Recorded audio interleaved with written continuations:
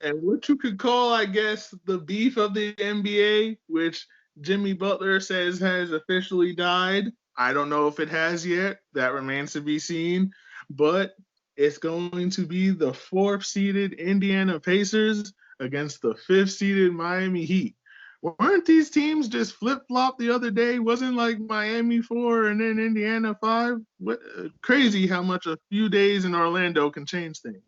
They didn't shift a lot, man. It was one game, 4-5. It is what it is. The matchup's the same.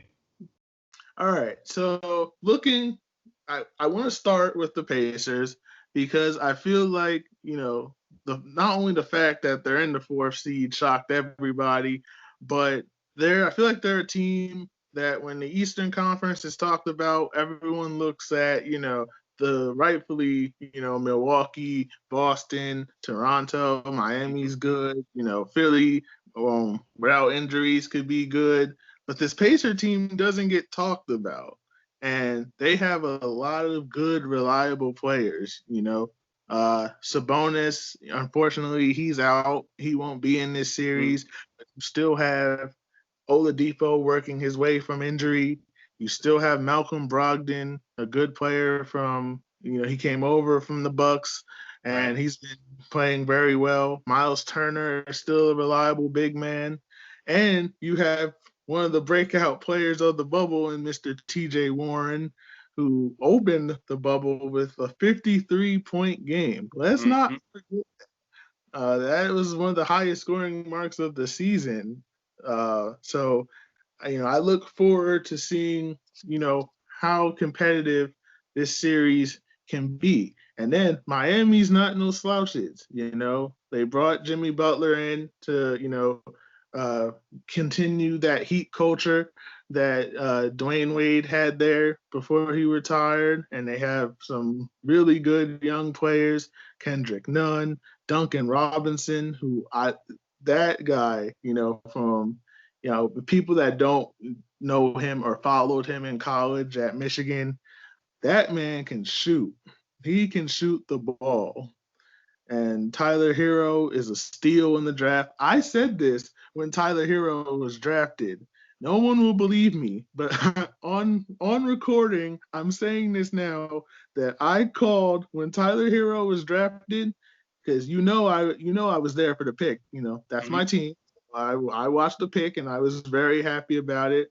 My dad is also a Heat fan, so when we drafted him, I said to my dad, this kid is the steal of the draft because at Kentucky he was only there for a year, but this man can shoot the ball, he can play, and in a few years he's going to be something really special, I think. So I'm looking forward to seeing the future in this series. It has a lot of guys that are like up and coming, known guys. So it's going to be a fun one. Yeah, definitely, man. I agree with a lot that you said. I mean, going with Miami, like Jimmy Butler, no one expected Jimmy to come to Miami. He actually forced the Sixers to trade him to Miami. He wanted to go there. And just like you, I'm also a Heat fan, so I was very happy about that.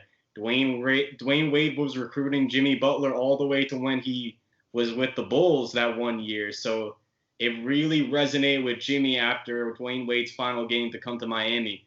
But like you said, they have Duncan Robinson, who went undrafted, and he's just a sniper. Him and Tyler Hero, they've had a lot of comparisons to the Splash Bros with Steph Curry and Klay Thompson. So it's just crazy how in their short career they're getting that high of praise from all these players and all these analysts and announcers. It's just crazy.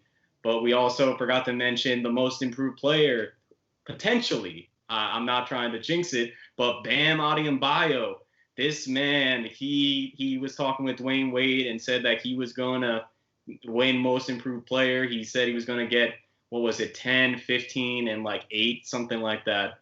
And Dwayne Wade posted it on social media and said, Bam delivered. His stats were crazy. He emerged as an all-star, a first-time all-star this year with Jimmy Butler. A lot of the players and a lot of the analysts were saying Jimmy Butler is going to a team with just him. He's the only star, but Bam has emerged. They also traded and got Andre Iguodala, who was a staple for the Golden State Warriors and helped them capture 2 chips. Jay Crowder, who just like oozes Miami Heat basketball. He plays tough. He can shoot the ball. His defense. He likes to get under people's skin. Like this Heat team, man. I mean, I'm not trying to stay biased, but I like this Heat team. But on the other side, like you said, a lot of people don't like to talk about the Pacers because we're going back to when they had Danny Granger, David West, Roy Hibbert. They had a lot of good guys, Paul George especially. But Yes. now it's different. It's a different looking Pacers. Sabonis, he's an all-star, but he's out because he got an injury. Victor Oladipo said that he wasn't going to play in the bubble, opted to come into the bubble. I would compare him close to Dwayne Wade with skill set, and he can go off on this team. He can shoot the ball, and he's just an amazing talent to watch. Like you said, Miles Turner, he's a nice big that's establishing himself in the league. They also have Brogdon, who's a good defender. They have Doug McDermott, what I can't remember his name, Dougie Buckets or something like that. I can't remember his nickname.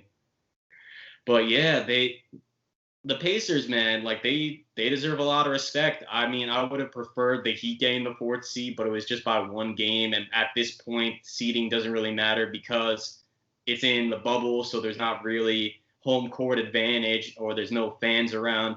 But like we said, the Orlando Magic are the only ones with home advantage, but Miami slightly has that advantage because they're also in one part of Florida, so you never know. But I agree. I think the series is going to be special. I think it's going to go at least 6 games, but I think the Heat are going to take it.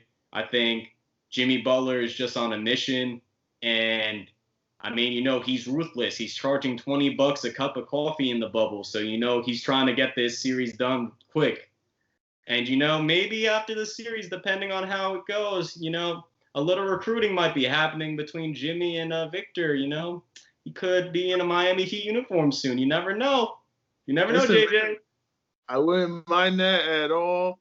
I mean, I was so excited talking about the players on both sides, I forgot my prediction. So 6 games. I mean, I could see that. Personally, I would like to see. I am a little intrigued by this.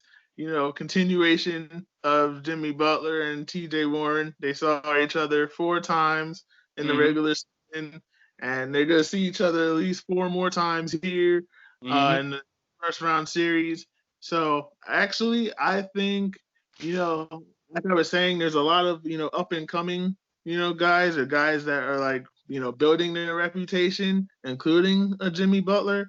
So I could see this one going 7, but I have Miami in 7 because when I look at, how our league is now, how the NBA is now, it's a 3-point shooting league, I mean, whether, guys that are fans of the big man don't like the fact that, the NBA is, who can make the most threes sometimes. That's just how it goes.